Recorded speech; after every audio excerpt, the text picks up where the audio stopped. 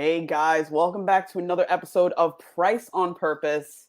I am your host, Stacy Price, and I'm joined today with the amazing Kellan Fluckiger. He's an executive, keynote speaker, he's a catalyst and author, and I'm so glad to have him here today. Kellan, how are you doing? I'm fantastic. And the first thing I want to do is acknowledge you and be grateful for your choice to add good to the world. You know, there's so many things that we do besides add carbon dioxide by Mm, breathing, and your choice to be a light, to be a beacon, to be a voice of hope, and to add good to the world is something that warms my heart. So thank you. oh, thank you as well. I appreciate that. Yeah, I realize, in this day and age, there's a lot going on, and I think that's become a normal phrase for some to say with everything going on, and we become sometimes attached to that. So I was so grateful when I believe her name is Angel reached out to me and said, "Look, I got this great guest," and I was like, "Oh my God, I got to speak to this guy." So thank you. You're absolutely welcome, and I'm delighted to be here. Awesome, awesome. So tell me a little bit about who you are and what you do. Who I am today is Awesome. not what you would think if you look at everything that came before. And in the pre-show where we were chatting, you Hmm. talked about the opportunity for people to change. And the fundamental premise is the future is unwritten and you can have whatever you want. It's not an extension of the past unless you allow it. Mm, So, who I am today is not an extension of all the things that happened in the early decades of my life. I'll be mhm. 66 in 15 minutes, well, about 3 weeks, 10th of December. So, if you saw me 20 years ago, 30 years Mm, ago, 40 years ago, even as recently as 15 years ago, you would have seen mhm, a completely different person. So, who I am today is a catalyst for growth and change. I'm committed to helping 10 million people discover, develop, and manifest their mm. divine gifts in the service of others. That's who I am Amazing. today. I love that. And I love the way you said it, who you are today. I think sometimes we attach to, and I did it myself, I attached to who I thought I was at that moment. And I felt that I had to keep that and identify with that. And therefore, anything else that I felt would serve me, I actually blocked it. Did you have that moment in yourself where you attached to one version or one idea of who you were and said, I have to be this? It wasn't a moment, it was 40 years. Mm, I was raised in a a very religious home with discipline that today would be felony child abuse, and mm, we would have been removed from the home. And that those years it was discipline. The mm, the the thing that it brought to me was a conviction, a truth that I was not good enough and never would be. So, mm, despite the fact that I was blessed with ridiculous brains, I believed to the core of my soul that I sucked and I would mm, not be okay no matter what I did. So I spent all of my adult life, I rebelled against the discipline. I was terrified. The idea of complaining to someone never crossed your mind. I was so scared of my mother, who was the one that actually was the person. I was so scared of her that even when I was a teenager and certainly big enough to take care of myself physically, I didn't and wouldn't. I remember getting dressed in the locker room at high school last because I didn't want anybody to see the black and blue on me. So I was mm, that frightened of just the whole situation. So out of that, I began, at a young age looking for escape and experimenting with mm, drugs and things, not because of peer pressure or anything, but just as an escape route. I lived for 40 years from 13 to mm, 53, trying to get my mother's approval. mm, And what that looked like was making lots of money, mm, which wasn't good because then that's bad because evil people have lots of money. mm, I was blessed with musical talent. I wanted to be a musician, but musicians are drug addicts and they're promiscuous, so don't do that. And I became my mother's worst nightmare. I eventually closed the studio I was running and pursued a corporate career. And in that context, I made a lot of money and had a lot of big high-ranking positions, la-di-da. I hated my life, and I never got the stamp of approval in the forehead. And that went on and on and on and up and down until it exploded in 2007. Wow, you're speaking some things that I find personal as well in my story, like looking for the approval from a parent or parents. So I actually, if you don't mind, how do you deal with that now? Like, how do you well, let me ask you this first. That feeling of looking for approval from parents, has that left you? Completely. Mm. And how are you able to say that? Love. Mm, Here's what I now know, and I'm going to say this really slow so that your listeners have time to digest it. mm, We individually don't have either power or mm, the calling, the responsibility to create justice or extract punishment or create reconciliation. We don't have that power. That's left to mm, the divine. And I'm actually grateful for that. I don't want to be in charge of that anyway, because I'm sure my view is all warped. So mm, what has happened is I now understand to the core of my soul that me, you, my mom, my dad, my sibs, every person I talk to is on their own individual journey, and that the best that mm, I can do is love them as they are now and not mm, expect anything. mm. Huge, huge. I love that. It's freeing, would you say? I've got nobody to worry about except the good that I can bring to the world. And that is freeing. I'm completely liberated.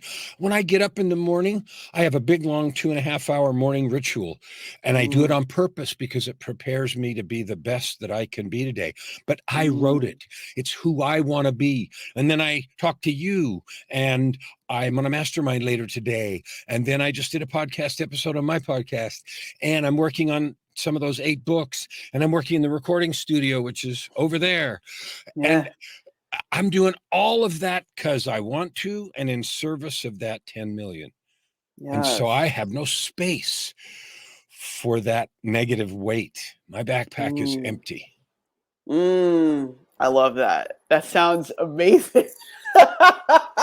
It's so funny because I think I can't even say right now where the idea, I can't say the moment it started uh in my journey where I realized, or I didn't realize, that I was going along with what I thought I had to do. Like, you have to get a good job. Good job. You know what I mean? You have to get, kids and, your partner, and it has to go like this. I don't know when. I can't say when, but I do know when I started to release that idea. So for you, because you were this executive and working and making lots of money and everything. So do you know, like, how did you, I guess, get that idea, and then how did you realize you can and should transition out of that? I was so blinded Mm, and consumed by the idea, two conflicting ideas. mhm, One, that somehow if I made enough money, I would be okay, was one mhm, idea. And the other one was I suck anyway at a fundamental level, so it doesn't really matter. And those are conflicting mm, ideas. mm, But I was so consumed by those two things mhm, that I made a lot of money. Like, between the contracts I had, I was making easily over $1 million. I mean, just lots of money. And it'll tell you some of the mhm, stories. But I was so consumed in that that I was not able, I didn't even have a hint of how to stop, how to change, or how to begin. I mean, I was a full-on train wreck, speeding at outrageous speed toward the 5,000-foot concrete barrier. And what it took for me, and I'm not suggesting, and I hope it's not that way for everyone, is it took a train wreck, a divine intervention that took place in 2007 to invite, and my discovery is that the divine never makes us do anything. It's always an invitation to invite me to consider a radical change. And so that's what it took in August of 2007 on a Friday night. I mean, like I remember it like it was yesterday. It's so interesting. My awakening started in August of 2005, and I'm still waking up. You know, I find it interesting that yours was in August of '07. Tell me what happened in August of '07. I was at the height of my career. I mean, like if you Google my name, I've testified before Congress. I've had C-level positions in the United States and Canada. I even had a contract with the Queen of England when I was doing some work up here in Canada. So I was at the height of all that. Yeehaw! I was also divorced for the third time. I was single for the third time. I had 4 teenage kids living with me as a single dad. I was also a $3,000 a week cocaine addict. And I had been to secret rehabs for superpower executives. I never got caught and fired, but I had done, it was just this sort of mishmash of disaster. So I got home on Friday night in August of 2007. And if I went and looked at the calendar, I could figure out the date. But one of the Fridays in August, and I got home and I was getting ready to go out and party binge for the weekend. I mean, $3,000 is a lot of blow. And so that's, it sounds like a lot. It's terrifying. So anyway, I got ready to go out, and for some reason, I had this incredible urge to turn on the television. But that's only funny when you realize that I never watched TV, and I had the biggest one you could buy, and I had the people who you buy it from come and install it and do all the stuff, right? But I realized when I had this terrible urge that I didn't know how to turn it on. So I had to get one of my daughters to come and turn it on, and of course, she's 16, and disgusting, through the remote at me, right? Okay, so she turned on the TV, and the show that was accidentally on was a reality TV show called Intervention. And if you know what that is, that's a reality TV show about people that stage interventions for busted relatives, right? Well, I didn't know anything, so it was on. I'm like, well. So the protagonist on the show was a high-ranking executive with a cocaine problem. So I watched about 10 minutes and I said, screw this. I'm not watching this crap. And I turned it off and I went around, putted around the house for another 20, 30 minutes and got ready to go. I was going out, which would have been probably all weekend somewhere. But I couldn't leave. I had to turn the TV back on. Now, this time I knew how to do that. So I turned the TV back on, and that program started over in the middle of the hour. And no, I don't have a DVR, and no, it wasn't on the schedule, and no, it can't do that, but it did. So it scared the crap out of me, and I thought I should watch this. So I watched it. It did not go well. The person turned down all the help, got mad at his family, and stomped off. It didn't go well, but it scared me enough that I went to bed instead of going out. And then I went to hell. And what happened is I went to bed, and then I went somewhere, I don't know where. And for the next X amount of time, I was in a place where all of the parade of addictions and divorces, and I'd become a pathological liar to protect myself. All of that stuff sort of paraded before my eyes, not screaming at me, but the guilt and remorse that I felt for all the pain that I'd caused was the most intense suffering of my existence. After some period of time, there was a voice that said, "It is enough." And it was not an angry voice or a yelling voice. It simply said, "It is enough." I woke up, and it was 5 o'clock Saturday afternoon. So it had lasted about 17 and a half or 18 hours. I got up and realized that I had been invited to change. And so I threw away $1,000 worth of stuff that I had, Mm. And I went cold turkey from $3,000 a week to zero in one day. Mm. That was the last time I ever touched it. Mm. That was the first half of the divine intervention, and it got me sober. The thing Mm. that it did not do was anything about the depression that I had never spoken to anyone about. Like, why did I Right. self-sabotage? Why was I married and divorced 3 times? Why was I such a wreck? I didn't know, and I had never talked to anyone. So the Mm. second half of the divine intervention was 2 weeks later. In the positions I had, I was like any high-ranking executive, you get free stuff. So people give you Mm-hmm. free tickets to this and free expensive bottles of wine, whatever, right? All kinds of stuff. Mm. And so one of the things I got was I got a pair of tickets to see a concert by Yo-Yo Ma, who's a classical Oh my cellist. God, my favorite. All right, continue. Go ahead. All right, so I got a pair of tickets to see Yo-Yo Ma, and if you Yeah. know who he is, you know, and if Yes. you don't, you don't, right? All Yeah. right. So I didn't want to waste the other ticket because I'm Yeah. single again for the third time. So I went to Right. the groups that I managed and I said, Mm-hmm. who likes classical music? And some lady in one of the groups that I do. And I looked down and I said, have I ever given you anything before? And she said, no. And I said, all right, fine. Here, see you there. So we met at the venue and the concert was spectacular. And halfway through the concert, and I'm stone cold sober now for 2 weeks. Mm. Halfway through the concert, I had this feeling come over me and I recognized it from 2 weeks before. And a voice in my head said, you need to marry this woman. Huh. And I said, you're insane. I said, first of all, you've got to have your wires crossed. I've screwed that up a bunch of times already and I suck. So there's got to be a mistake, right? And so then later that night, we were backstage because, of course, there were backstage passes. And so we got to meet everybody and do all that stuff. And the feeling voice came back and said, comma, and you need to tell her tonight. What? And I protested violently, but No. you don't win those arguments.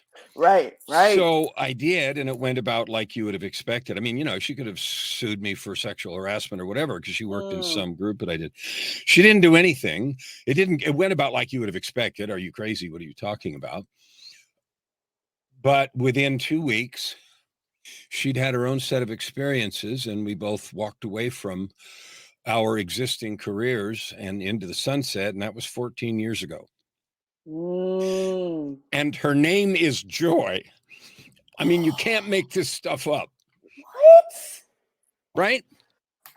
And so she Yo. was the angel that was sent to Oh help me through man. the battle to figure out mental illness and depression and the struggle and so the first several years were very difficult, but she Mm. was all in. And I've asked her a bunch of times, what on earth possessed you? I mean, she had a very vibrant career. She was well thought of, making Mm. good coin. To just walk away from that and walk off. Everybody in the office knew I was on drugs. They didn't know for sure, but everybody had rumors, right? Mm-hmm. She said, I don't know, except for I just knew to the core of my soul it was the right thing to do. Wow. So that was the other Amazing. half of the invitation. Yeah. And that was Wow. 14 years ago. Mm. Amen. Oh man. What? Wow. I love this for you, and I love this moment because you're speaking about something that I haven't touched upon yet in my show. I say our show. It's our show right now. But there's a voice that if you're receptive, it comes up in these little like these moments. Like it's like I don't know how to describe it, Kellan. But I've heard that voice. And the thing is I used to push it down. Like I would literally because I would smoke cannabis. I would drink a lot, heavily, black out. You know what I mean? And I would silence it on purpose. It scared me. It terrified me. But that voice just louder, louder, louder. And why does it happen in those moments? It's I don't know. It saves you, literally. Well, if Literally. you think about it from the point of view of the creator, it happens in those moments because they're moments of exigency, they're moments of serious trouble, and they're moments when we perhaps are more receptive to the invitation. What I know and you know is that nobody ever makes you. The divine doesn't ever make you do anything. But those invitations are always loud enough to cause us to pause and then make a choice. And the Mm, choice we make is ignore them, call them something else, push them down. And I've mm, done that a million times. mm. Or to say, holy crap, this is scary. What next? Yeah. And Yes. that choice is for everybody, and you all have heard it, and you know exactly what I'm talking about, and it will come to you again because you are a divine creation, and you were sent here not to screw up and do whatever. You had gifts and talents, you have them, Mm, and you have a purpose. And your yes. choice at those moments is to lean in or push it away. Yes. My God. Ah, you're like so refreshing. Thank you. Like that's the thing because it's so funny. I am someone that has experienced, and I have these moments where I experience the pain of being unworthy, or the illusion, I should say, illusion of being unworthy. And then I have these other moments where it's like, you got this. And it's these moments of unbelievable clarity. Like I'm witty. It's like I see myself. Like I'm witty. I'm smart. I'm funny. I'm all these amazing things. And then I have this like weird mist that comes in and tries to like hide it. You know what I mean? So how do you get now into being able to, so is it these moments where you write all these books, these moments of unbelievable clarity? Like how did you write all these books? Where is that coming from? So I'm going to answer you from the depths of my heart to the depths of yours. Mm, You, as a divine being, have the ability to create those moments of clarity. mm, We don't have to wait until they accidentally come or until some mm, confluence of circumstance brings them. What I have learned, and this is where I really focus my coaching with each person. A person owns a business, they come because they want to make more money or they come for whatever reason. But what it always turns into is a choice about who you're being in the world. Now, I want mm, you to imagine just a minute any business owner, you as a podcast provider, I don't care who you are, anybody you ever know, if mhm. that person chose to do the things every single morning that created that clarity, that connected Yes. them with their divine purpose and set them on fire for that day, and they did it every day, what would happen to that person? Mm, mm, They would explode with productivity, clarity. They would do the things that they know they want to do. And that would happen every day. Why? Because they did that preparation every morning. yeah, That's why my morning ritual is 2.5 hours. I love it. I do that work every day. It's not magic. And when I work with people, it is to create their system to do that so that Mm, they have something they own viscerally to yes, be that. I love it. Yes. It's so interesting. I used to look up videos online on the miracle morning, and this is what it should look like. And I realized with all of these people, that whether CEO, business owner, whatever they did, where they created something amazing, dare I say, or whatever, it was some of them got up at 5, some 4, some 3, some 2. But I realized that everybody has their thing. It doesn't have to look the way it looks for the other person, but it does have to look a way that it looks for you to do what you need to do. I love that yours is 2 hours. Me, I'm like, all right, Stacey, you only got 1 hour and 30 minutes. Like, figure it out. I guess I need to That's Well, it something I can, evolves. When I yeah. start with somebody, I use a framework called SPEM, SPEM, spiritual, physical, emotional, mental. And Mm, I say, you want to create a morning ritual that will power you up? This arbitrary, you can break life up any way you want to, but I use SPEM, spiritual, physical, mm, emotional, mental.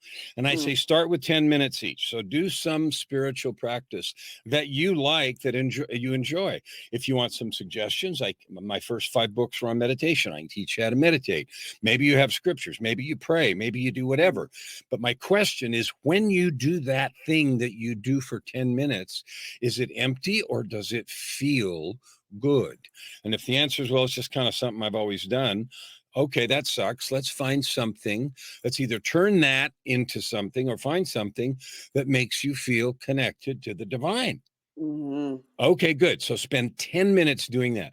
Then 10 minutes honoring your body. Now, that isn't, I don't care if you're going to go work out later or play tennis or stand on your head. mm, Spend 10 minutes stretching, waking up, honoring your body in a mhm, physical way. You can do a lot on 10 minutes of Florex, yoga, or right. whatever.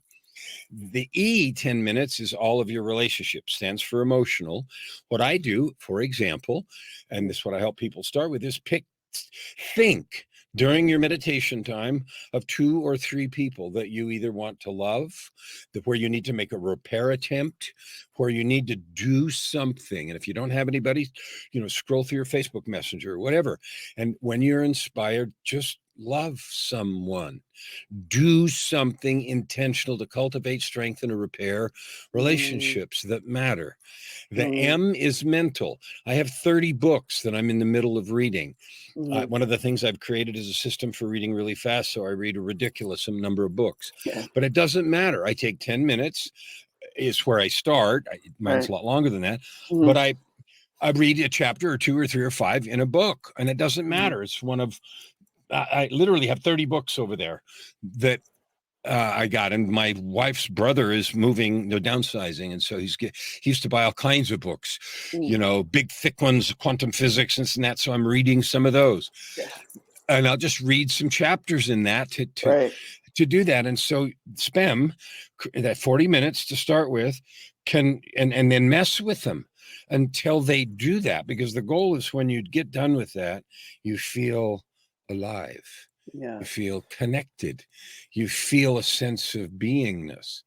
The other part of that is to write something that I call a PTAC, Mm, personal truth and commitment statement. A personal truth and commitment statement is just a series of declarations about who you are. I am honesty and speak only truth. Okay, who said so? Well, I did. Are you perfect? Of course not.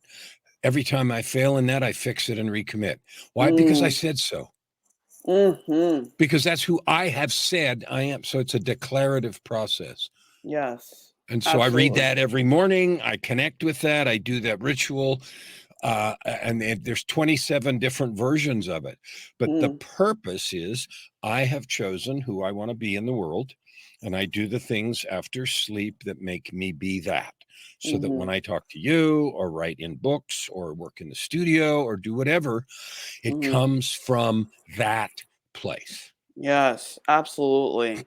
Tell me about, and do you have a book that you feel is the one that would you say is the best book, or read this book first? So let me answer that question an unexpected way. Mm, It depends on what you want to do. So the makes first sense. 5 books I wrote were on meditation. Mhm, So if they were a series, if you want to learn that practice, we don't meditate to get good at meditation. We meditate to get good at life. So if you want to learn that powerful practice, that would be the place to start. mm, If you want to read about my years of depression, mm, Tightrope of Depression, my journey from darkness, despair, and death to light, love, and life would be the place to start. mm, If you want to learn about a business book, from my consulting years, I wrote the results equation, from dream to done in 5 simple steps. If you want to write a book, I wrote a book called The Story Arc, which is a book about mm, how to write books. If you want mm. to read something otherworldly, then 3 years ago, I I contracted a like it. fatal I like it. illness and died. And so I wrote Mm, Meeting God at the Door, mm, Conversations, Choices, and Commitments of a Near Death Experience. So it mm, depends on, and I just finished the first draft one of the 8 that I'm working on is titled Forgiveness, a journey of Mm, courage to a place of freedom and power. That'll be out in mm, February. So it mm. depends on what you're trying to do. I love it. You gotta put me like, look, this and this. But the beauty of this is creating these moments where people have the ability to connect with you and to connect with themselves. I think sometimes, I think, who is it? David Goggins said, our minds are the one thing that we don't exercise enough. We kind of just go. We're on a wheel. It's like we're on a hamster wheel. We just go. We don't go. We don't stop and say why, how, what, who. It's only recently now that I'm in my 30s that I started to ask those questions. In my 20s, I would have moments, but I would you know what I mean? It's Yes. so interesting in human development. How do you see human development, meaning age? Like, how do you see it? Does that make sense? I have no idea how to answer that question. Mm, Here's what I know. I know that every one of us was created by the divine. mhm, I know that we all start in different places. Some start mhm, in favorable circumstances, some start in not so favorable circumstances. Some mhm, have physical challenges and mental challenges to start with, some don't. What mhm, I know is that is important is the slope of our growth, not where we started. What I know is that it's never too late, no matter where you've been or what you've been through. I know those things, mhm, and that you control the slope of your growth. mhm, I know mhm, that you get what you look for, no mhm, matter what excuses or stories you tell yourself. You find what you look for. mhm. Absolutely, and very well said. Yes. So on this show, we talk a lot about purpose, and I think you kind of hinted upon how you found yours and how that happened. But why is it important to live life on purpose in your eyes? Well, I love the name of your podcast. Hmm. Purpose is in there, and you talked Hmm. about that in the intro. Hmm. Why is it important? Let's look at an acorn. An acorn has its purpose built into it, so it Hmm. grows into a tree. If Hmm. it didn't and it needed to find it, an acorn turning into a porpoise might not be very useful, right? Or a snail. Hmm. Finding the purpose is the greatest manifestation of who we can be. Hmm. Like the gifts we were given were so that we could live this purpose. Hmm. So if we go I don't I, people talk to me a lot and they say stuff like, well, I just don't have clarity. If I had clarity, then I'd know what to do. Hmm. And I got so frustrated at hearing that. I said, well, clarity is overrated. It is Hmm. not found, it is created. Yes. And so the answer is, if you want clarity, start doing things. Hmm. Because when you start doing things, you discover very quickly if this is energizing and reinforcing, if it has the intended outcome, if you feel closer or further from the divine, if you're of Hmm. more or less service in the world. But you Hmm. can't find it. You don't go dig it up in the yard like you're on a safari. Right. Right. Absolutely. It's so interesting. I love that you even touched upon that because, you know, even me, I would have moments, or I used to have these moments where I'm like, okay, if I just had this thing, then I could do this and I could do that. You know what? Can't do that yet because it just doesn't feel right, or maybe I need to wait. You know, talk to me about the delay in creating. Well, I can't speak for everyone. I Hmm. know that I have one of the coaching frameworks I use is called Break the Cage. Mm. And a cage is because it's like if you're in a cage, you can see through the bars, you can see the thing you want, and it always seems perpetually beyond your grasp. And the label on the bars are fear, procrastination, and self-sabotage. And my experience has been that fear has never served me. Procrastination has never accomplished any goal, and Mm, self sabotage has done nothing but feed the story that I suck. mm, And mm, so, like, trying to do something that goes wrong is better than doing nothing. mm. 110%. 110%. Yes, absolutely. Because I think, some of us get into those moments where I guess I'll say for me, I mean, of course, we're talking what we see, and I'm sure you're talking about your experiences as well as experiences with clients. Um, it's like there's two voices, maybe more. Some are like yes, and some are like no. But depending on how we feel in that moment, we go to where we are comfortable. Yep. Tell me about your experiences, I guess, with how to deal with the comfort zone. Well, you mentioned David Goggins earlier. Mhm, Can't Hurt Me, the book that he mhm, wrote about his story and his growing up, and who he has become today. And mhm, none of those people that you look at, whether it is a singer or an athlete or an executive or a person who's achieved some level of excellence, I can promise you that none of them got there by living comfortably. mm, I can promise you that. There is no such thing. There will be. In fact, depends on who you listen to. Some will say, seek the discomfort zones. If you mm, think about physical training, they talk about the muscle growth happens in the last rep when you mm, break the muscle fibers, when you're mm, straining at that moment. That's when muscle fibers break down and your body recovers by increasing muscle mass.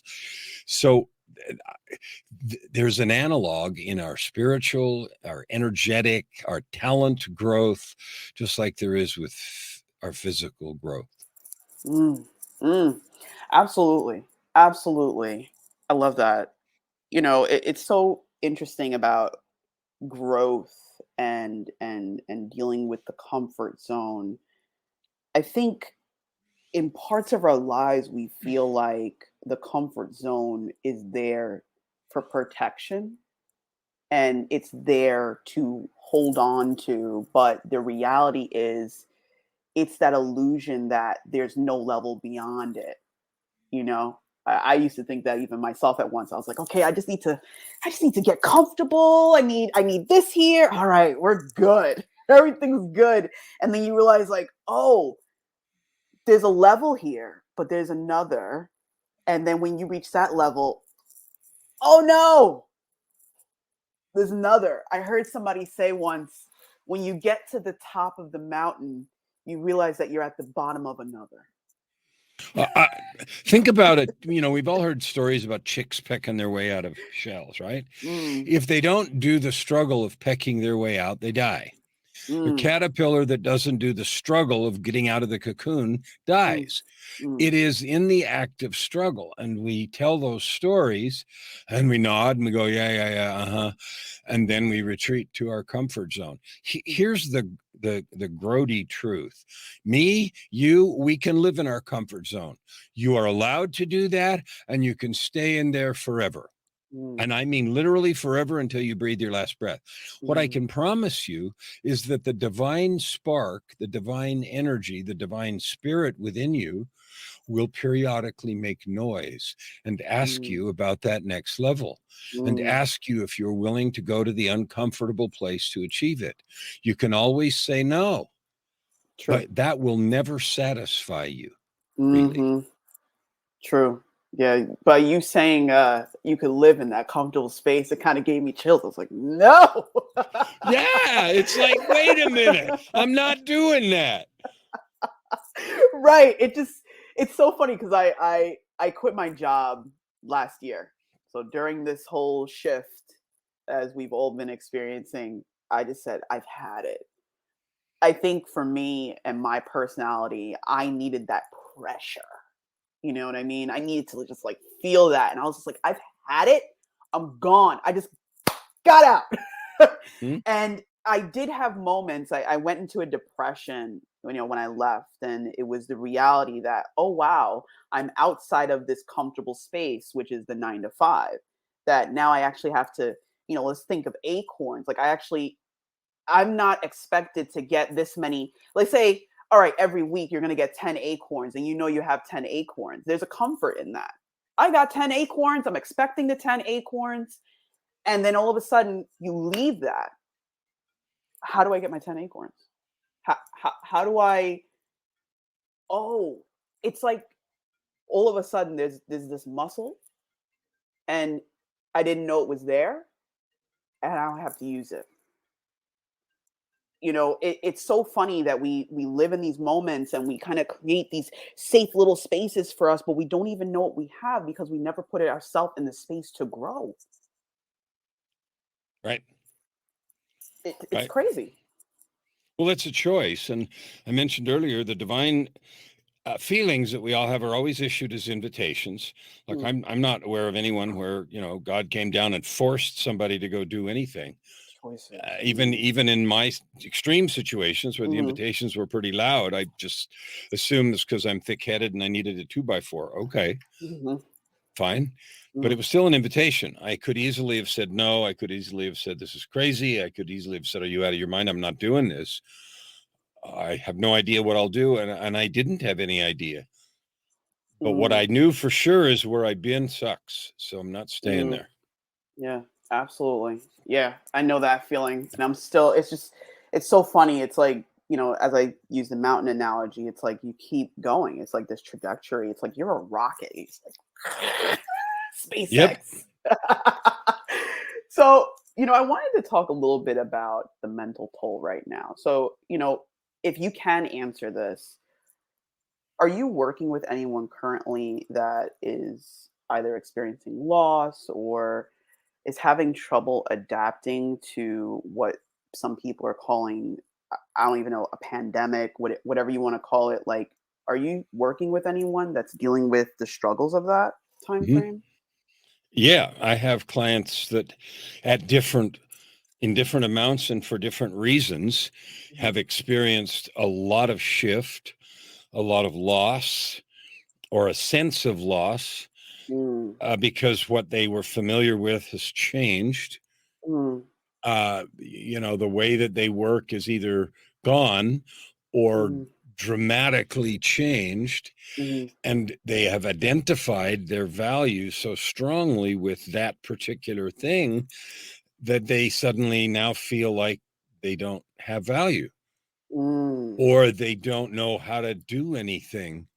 mm, And the the key, or I don't know, to me, when we identify our value with what we do, we miss the point mm, because, like a year and a half ago, we didn't have this explosion of delivery people who drive around and deliver stuff. We mhm, had some, but mm, this pandemic has created a whole new industry, mhm. or quadrupled, the quintupled the size of it. Yeah. Zoom. I was using Zoom for my coaching calls for clients around the world 5 years before anybody ever heard of it. Mm, But when the pandemic struck and I saw people offering Zoom lessons and Zoom coaching, and we'll come into your company and teach you all how to be Zoom experts. And Zoom suddenly Zoomed. quintupled its use. Yeah. And things zoomed down, right? Right. Like the restaurant and travel and tourist industry has crashed, and airplane travel has gotten ridiculously expensive again. And Mhm. it's sort of reset everything. And if you attach your value and your what you think you can contribute to, or the enjoyment you get from life, to any of these externalities, then that's a sense of loss. When you finally discover, and this has been recent in the last 10 years for me, so Mm, I say that so people don't think that they're late to the party. When you right. finally discover that your value is just in being who you are and in Yes. creating and adding good to the world and love, then whether or not these externalities change this last 18 months or the next 18 months or the next schmandemic that happens, which there will Mm, be some more, like this hmm. isn't going to be the only one in Right. 2024 or 5. Some other Yeah. weird thing is going to happen and we're going to say, oh, we long for the COVID days because this is even more terrible. Yeah, okay. Yeah, I mean, you know what I mean? Right. So get out of the idea that your value is external. Mm, yes, I literally have a reminder up here because I was somebody that identified so much in what I did because that was a little bit of my upbringing. Like, okay, you are worthless if you don't do this. That was literally spoken. So I was just like, oh my God, like I have to, that's when active service became a love language in a sense because I was just like, okay, if this person does this, and oh, that person's a keeper, but then you ignore everything else. So I have this quote by my buddy here, Aubrey Marcus, and he says, the moment you base your confidence on your function rather than your essence, you are lost in a nightmare of anxiety. Functions can be replaced no matter what you do. Someone can do it better, except be you. So let your confidence rest in your essence and not your function. That is a reminder for me. And I hope that if anyone has experienced either what you have or even myself, it's realizing, just like you said, to be yourself and be okay and grateful that you exist and that you are here and that you get to have this human experience. What do you think would happen Mm, if people, even just 10% more, became not mm, only comfortable, but really in love with who they are? And they simply approached whatever they were doing, whatever that is, from a place of being 10% more comfortable with who they mm. are. What do you think would happen? Oh my goodness. It sounds like we may be in a space of peace. And what if it were 20, 50? I mean, I'm not even talking about completely accepting who you are and being in love with it, Right. although that would be the goal. And so the idea that you have to be either all in or all out. Mm, I ask clients all the time, what would it look like if they're trying to increase business or sales or change their relationship or whatever? I ask the question, so what would you do if you took 3% more responsibility mm, for that outcome today? mm, Like today, just 3% more responsibility for that outcome. What would you do different? And when they mm, think of 3%, they can usually think, well, I'd make one more phone call, or I would kind of go fix this thing that went south. And it's a small thing because it's only 3%. I'd say, okay, cool. So if you did that 3% today and you did 3% or 2% more tomorrow, and you kept doing that, it doesn't take a rocket scientist to figure out in 60 to 90 days, you've made a 100% improvement in some mhm. little area and then Yeah. another area. So it's not like you have to do everything all at once, whatever. Just start somewhere. Take Yeah. 3% responsibility more for your own happiness Right. instead of assigning it out to the weather, to God, the economy, the pandemic, the dork weed on TV that says we're going to whatever. Like, Yeah. don't give them authority for your Right. happiness. Mm. You can say that again. We put power and belief into everybody and everything else but ourselves. We actually, and I could attest to that. It's so weird. It's so interesting now. I guess that I have a little more vision than I did before, but it's like I know I'm not the only one. We literally take our power and put it in something or someone else to make the decision for us so that we don't have accountability of our own decisions. It's it's wild that I think about it now, and I'm pretty sure I could almost have, certain moments where I may even unconsciously do it.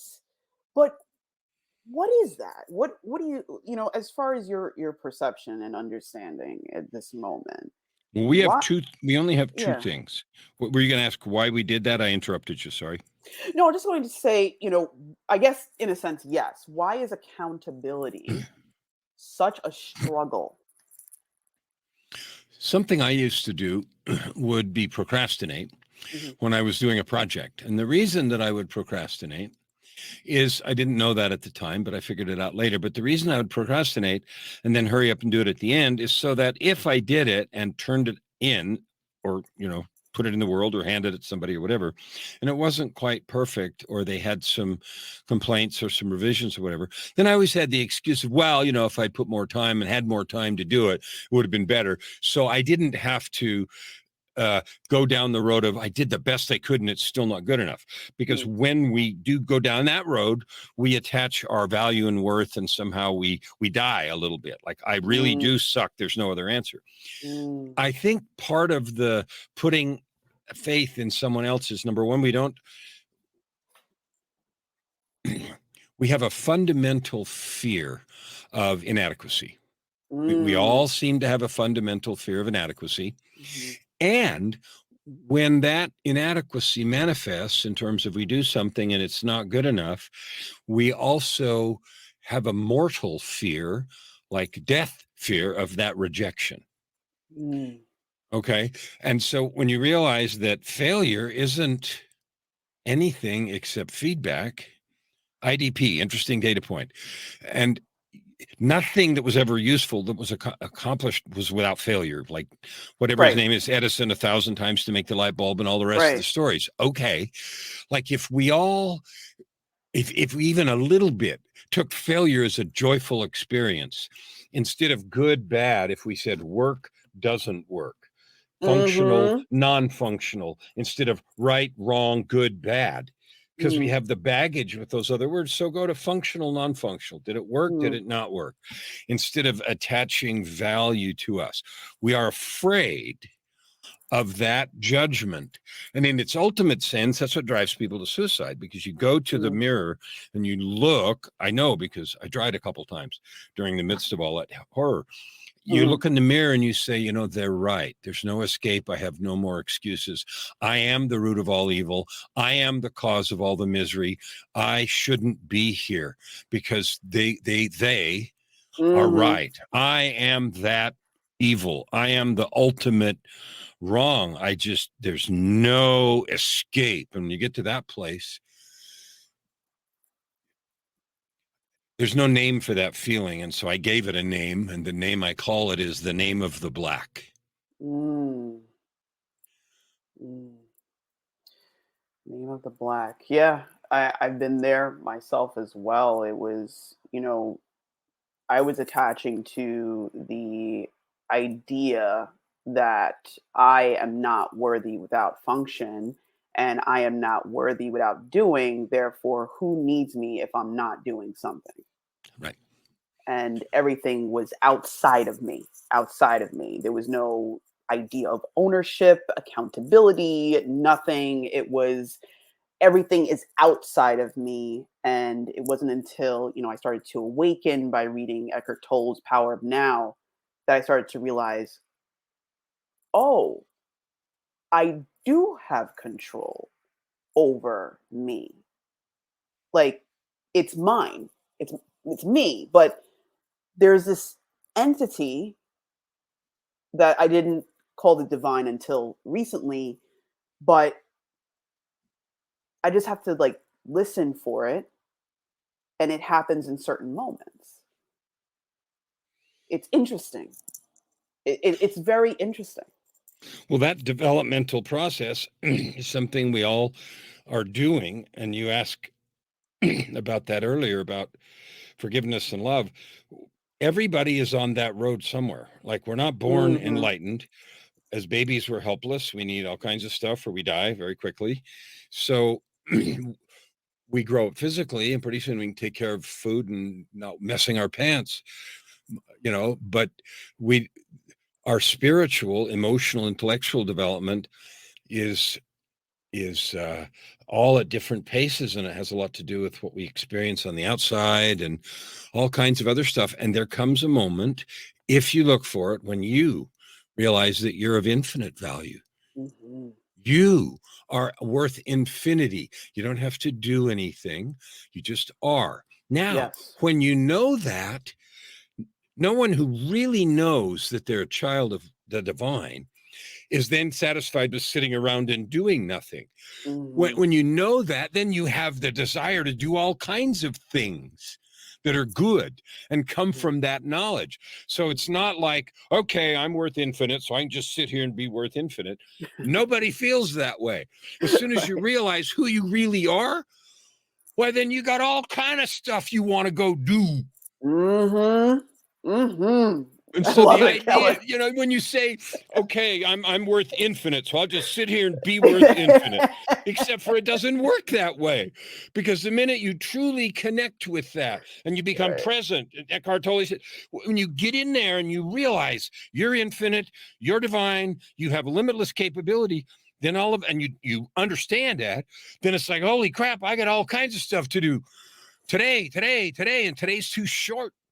Yeah. It's so interesting. You're so right. Because it's like as you start to live your truth and I like that you talk about how important it is to really like understand what your purpose is. Like ask those questions and make those decisions. Like you talk about that. I listen to your show and you're like really understand because there's so many layers. Like I think everybody has different layers. Everyone. But there are layers. Everybody has different ones, whether it's past, present, whatever, fear, whatever it is. There's these different layers. And once you sit and you really start to ask, you can connect with the source. And the source is like this. I don't even know. It's just like all of a sudden, it's like, I know exactly what I need to do. And then all of a sudden, you're just like in a place where, oh my God, I gotta write a book. I gotta do this. I gotta do this. Like you don't have time. Like literally, the time is not there to delay. The time is there to act. That goes back to your procrastination. Mm-hmm. Procrastination only comes when you don't have that knowledge and you're living in fear. The minute you connect Mm-hmm. with who you really are, a divine being with infinite capability, there's no such thing as procrastination and there's no such thing as fear because you know to the core of your being that you're a divine being and you have something to do to add good to the world. Mm-hmm. Add good to the world is just the phrase I use that means a conscious choice to do something in service of others and Mm-hmm. helping and loving and being and all that jazz. And so then you stop worrying about it and you stop worrying about who likes what. Okay, you don't like it. That's fine. Somebody will, because you know that. Mm-hmm. Because your value isn't coming from you telling me you like it. It's Mm-hmm. coming from in you because this is what you know you need to do. Mm-hmm. And okay, I didn't find the right person yet. That's okay. I love you anyway. Where's the next person? Right. Right. It's so interesting, Kellan, because the other day I was listening to like your story about how you met Joy is radiating in my mind. It's so interesting these moments that happen. I think Steve, oh, what is his name? Steve Harvey. Oh Steve yeah. Harvey had an amazing story about how he met his wife, and she was just sitting in the crowd, and he just told her like, "I'm going to marry you one day." And he ended up, I think he was married 2 and 3 times before he actually married the person that he said, "I'm going to marry you one day." 2. I just feel like these moments happen, and it's just like I don't know. It just feels right. It feels on point. It's like a pinpoint. Well, think Feels about what exact. that causes people to do. So, my wife, Joy, Mm, she was a project manager. She has a degree in art and design. She's mm, very well traveled. She done a lot of European travel, a lot of history. Her dad was an archaeologist, very like hip and knowledgeable and self sufficient, not needy, not looking for something. That's who she was. mm-hmm, And she had one of those moments and said, okay, I'm going to drop all of this stuff and walk off into the sunset with some drug addict nutcase because I just see that light. Mm. Mm. And so I say that because it's real life. It's not some imaginary thing. Like, she walked away from everything she knew and said, okay, what are we going to do? I have no idea. Okay, let's figure it out. Beautiful. When it first happened, I was still employed, right? And so she knew me as big dog, high ranking, make a lot of money. And then I resigned. And before it was after the concert, but before she had quit. After I resigned, I walked into her office and I closed the door and I looked right at her and I said, I want to give you a chance to reconsider everything. I said, I don't know what you thought you got into, but I just quit. And I have no idea where I'm going or what I'm doing. And so if you thought, I want to make sure you know the train you're getting on. I want to give you a chance to change your mind right now before you go do whatever you're going to do. And she looked right at me and she said, I'm in. That was it. Oh, man, that's beautiful. You're bringing tears to my eyes. Oh, man, I love it. You know, it's, I have to say, those moments, like when somebody makes that decision to 100% believe in you, I'll tell you, for me, it actually, like, I don't know how to say it. I'm gonna try and find the words, but for me, it's like sometimes I want to go, "Are you sure?" Because that's like that version of me where it's like, or the pain, I guess, of not being enough. Like, you really want, like, I don't have all the things that, you know, I showed you before, like the outside things. Like, I don't have that. I do have the inner things, but I guess it's, that undoing of putting the value in the function, and Well, realizing, like, wow, like somebody's I've never actually. had anybody do that in my life. I'm 53 Mm, years old. I've been mm, married and divorced 3 yeah, times and had other mm, relationships. And to have mm, her do that at that moment, yeah, mm, like everything changed. yeah, Yeah, I get it. I'm in. yeah, yeah. Oh, man. Yeah, it's a beautiful, beautiful moment. Yeah, that's all I could say. I had that same moment, not like that, but I only can speak for myself. It's to me, it was unreal. It was unreal. And then you start to realize, like, you do deserve the best. You do. Well, if you realize, as you are now realizing and do, you're a Mhm, daughter of the divine, God, whatever you want to call it. So if mhm, you're a daughter of the divine, what are you not able to or entitled to have if you're willing to go get it? mm, mm, Like, I don't care what the story was before for me, mm. you, or anybody. Right, Okay, you sucked. You did this, you did that. That's all in the right. past. The future is really unwritten, and it is never an extension of the past unless you allow it. The pen is in Mm, your hand, the page is blank. You are capable of creating anything. What will you write today? mm. Heck yeah. Heck yeah. Kellen, is there anything else as we conclude that you would like to add? Yeah, anybody that wants to connect with me, having a name like Kellan Fluckiger makes me really easy to find. So my website, I had no trouble getting kellanfluckiger.com. And Amazing. if you Google my name, there won't be confusion about who's there. There are only 2 out of 8 billion, and the other one is my son, and he's quite a bit younger than me. So Right. on Facebook or LinkedIn or YouTube or anything. Kellan Fluckiger's the ticket. Because of that name, when I was at the height of my stuff, I was one of those one name people. Like Mm, CEOs would get together in meetings, and the only question is Kellan coming? Partly mm. because my last name was unpronounceable, and partly because everybody knew who the frick Kellan was in my industry. Right. So I was, Right, is Kellan coming? And if Kellan's not coming yet, different people would come. Yeah, the bosses ain't, yeah, whatever. Send somebody else. If Kellan's coming, he makes decisions and stuff. Okay, yeah, we need to go. right. And so the blessing of having Kellan Fluckiger as a name is I'm really easy to find. Anybody that wants to connect or to listen to my podcast, Your Ultimate Life, or Ultimate Life Formula is a YouTube channel, or Amazon Me. I got all those books and crap. If Mm. anything I've said interests you, sparks you, lifts you, makes you want to be more of yourself, then heed that call. Don't ignore it. Heck yeah. And you have also a book coming out in February. Something like that. Not the date isn't for sure. The first draft's done. It's in editing right now, so probably February. Called Forgiveness: A Journey of Courage to a Place of Freedom and Power. Absolutely. Kellan, thank you so much for sharing this beautiful moment with me. I'm so grateful for it. And I hope we get to speak again soon. Well, we'll be as connected as you choose to have us be. Heck yeah. Thank you so much, Kellan. I appreciate your time. You're welcome. Thank you. And I again want to honor you for the good that you are adding to the world. Thank you. And you as well, Kellan. Thank you so much.